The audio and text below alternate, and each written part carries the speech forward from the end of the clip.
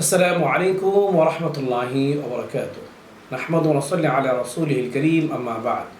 প্রিয় দর্শক শ্রোতাগণ, আপনারা যেখান থেকে আমাদের এই ইসলামিক অনুষ্ঠানটি উপভোগ করছেন, সবাইকে এফকিউ চ্যানেল ও মার্কাজুল উলুম ফুতুহিয়া সেন্টার জয়নাবাড়ি হেমায়েতপুর সাবা ঢাকার পক্ষ থেকে জানাচ্ছি অসংখ্য শুকরিয়া। আব্দুর রহিম বিবারিয়া থেকে প্রশ্ন করেছেন। তার প্রশ্ন হলো, এহরাম অবস্থায় উকুল মারলে কি দম ওয়াজিব হবে? অর্থাৎ যে সমস্ত ব্যক্তিরা হজ আদায় করতে যান, সে সময় যদি এহরাম অবস্থায় যদি কোনো ব্যক্তি উকুন মারে, তাহলে তার উপর দম ওয়াজিব হবে কিনা, বিষয়টি জানালে অনেক অনেক খুশি হব।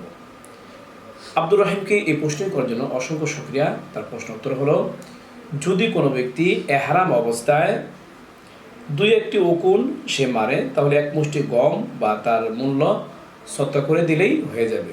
এর চেয়ে যদি বেশি পরিমাণ উকুন মারে, তাহলে সৎকায় ফিতের পরিমাণ মূল্য আল্লাহ রাস্তায় দান করে দিলেই হয়ে যাবে।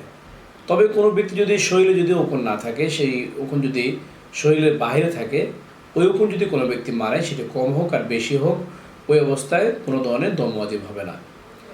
এই মাসটার রেফারেন্স হাওলা আপনারা পাবেন ফাতোয়া আলমগীর 1 নম্বর খণ্ডে 316 নম্বর পৃষ্ঠায়, আল মুহাইতুল বুরহান 3 নম্বর খণ্ডে 429 নম্বর পৃষ্ঠায়, ফাতোয়া তাদার খানিয়া 3 নম্বর খণ্ডের 575 নম্বর পৃষ্ঠায়, আল বাহরাকে 3 নম্বর খণ্ডের 7 নম্বর পৃষ্ঠায়, মাজমুল আনহুরের 1 নম্বর খণ্ডে 442 নম্বর পৃষ্ঠায় যে মাসটারে বর্ণনা করা হলো।